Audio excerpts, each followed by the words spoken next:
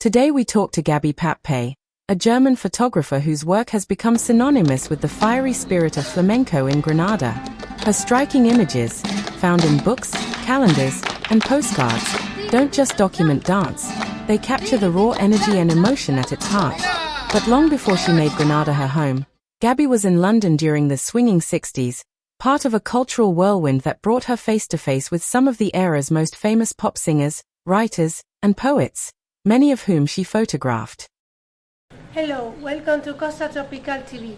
We are here tonight with Gabi Pape, a photographer who was born in Germany and she's living in Granada since 1981. Gabi, you lived in London at the height of the swinging 60s. How was it? Oh, incredible. I was so lucky. I felt all the time I was very lucky to have been born just into that wave of events. I think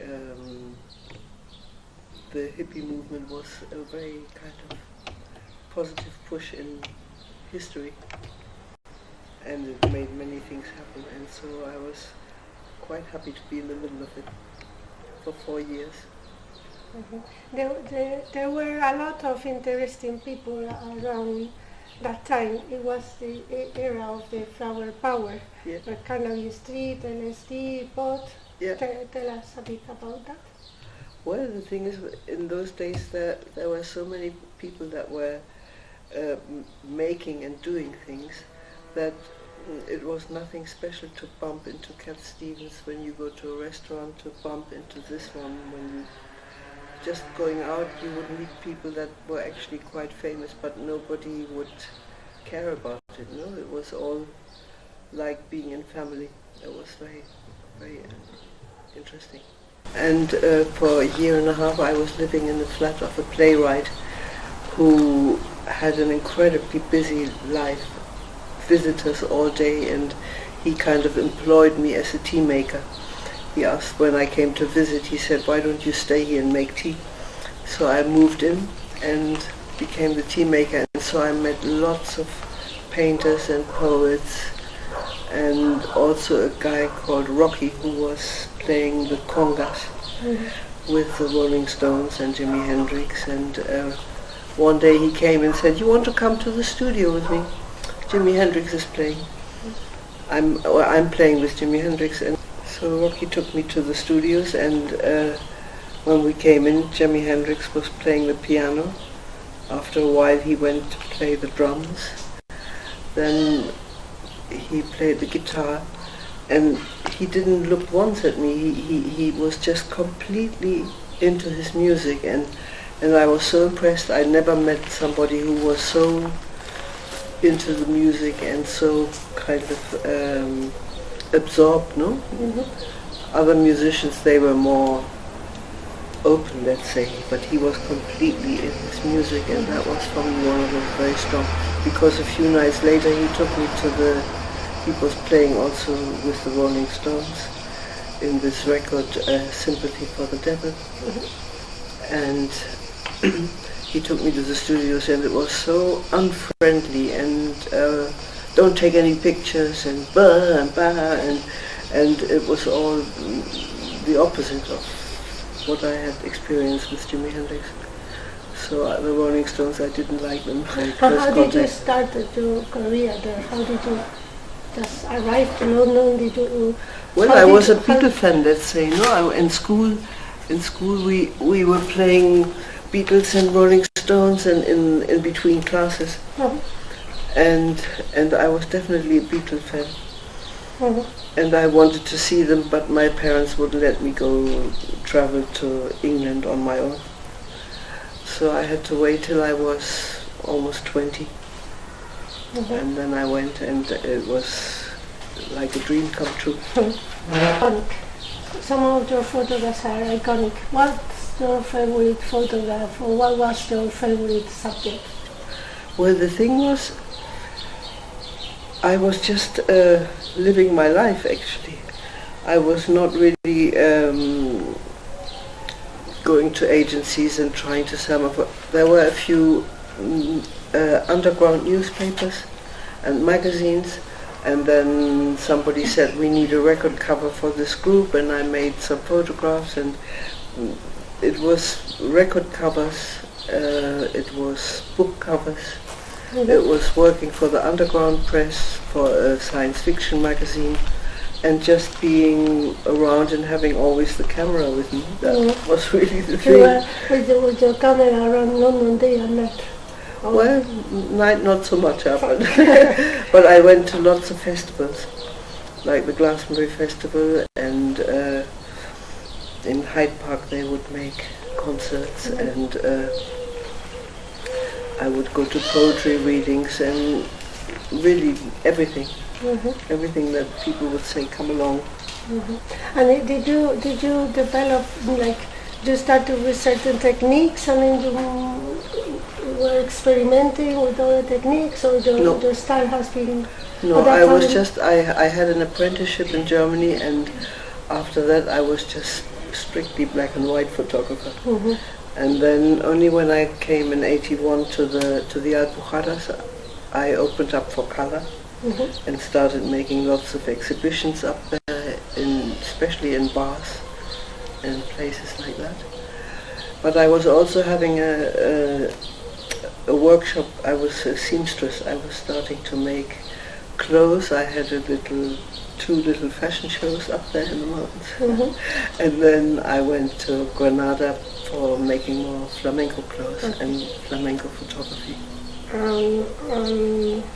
So then as you said, you moved to Spain. So what was the reason for moving? Because I had two little boys, and in Germany I felt every time I opened the door there was danger.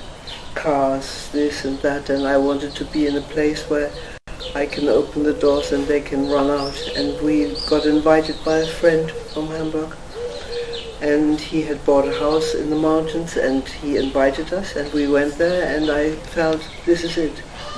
This is where I want to be with the kids. It was really for the children. Yeah, and then you became involved in the flamenco thing here? How did that come about?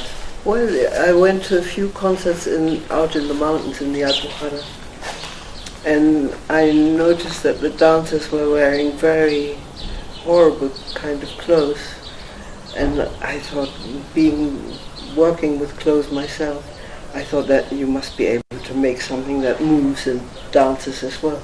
So I started experimenting, and a friend from Granada, a dancer, she met me once in Granada in the street, and she said, "Hey, let me see your things," and I brought the clothes, and she said, "Come to Granada, we need somebody to make photographs, and we need somebody to make clothes here." And it was really a good moment. It was really true. At that moment, almost all the concerts I went to, I was the only photographer. And with the clothes too, it went incredibly well until the crisis came in 2008. Until then you and everything changed. The official photographer of the flamenco.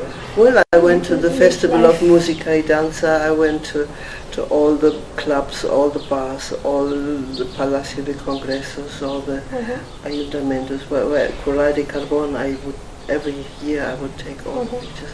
Teatro Alhambra. The flamenco artists, singers, guitarists, they all have like a family spirit.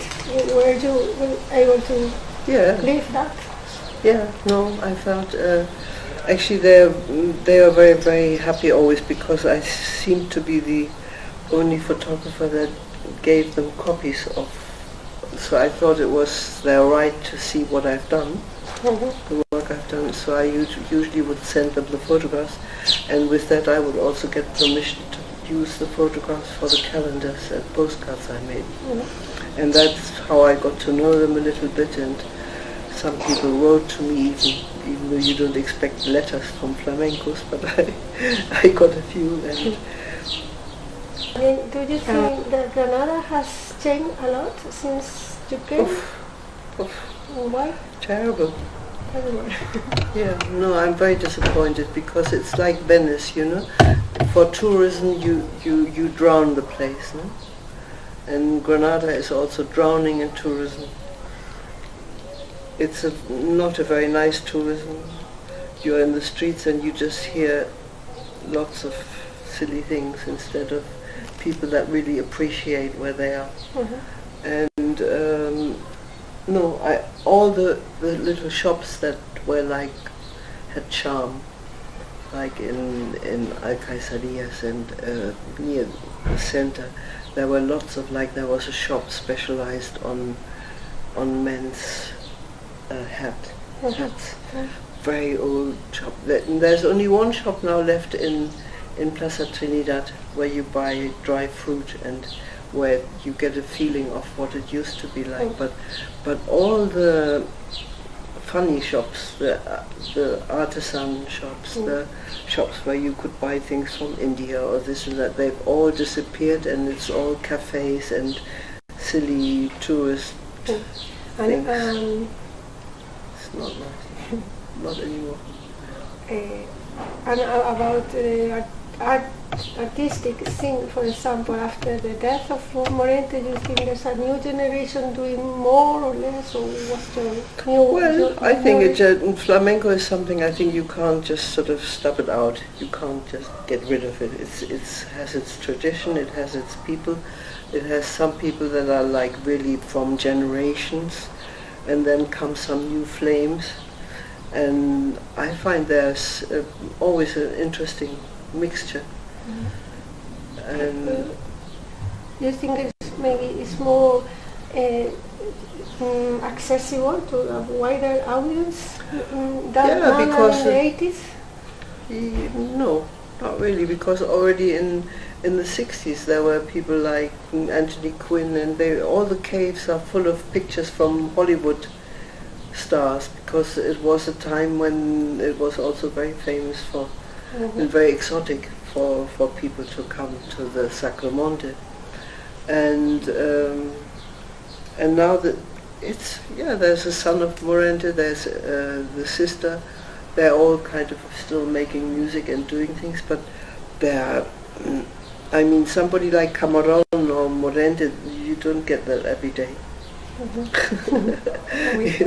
You get people that keep on the tradition and they do very nice things and so on, but I remember seeing Enrique Morente with Lagartijanik, with his rock band, and I just couldn't believe it. I was just like, wow, he's really great. I mean, he really knows what he's doing, and he's like an encyclopedia of flamenco. He knows so much about it, and this you don't find today so much. You know, they have to mature, the young ones.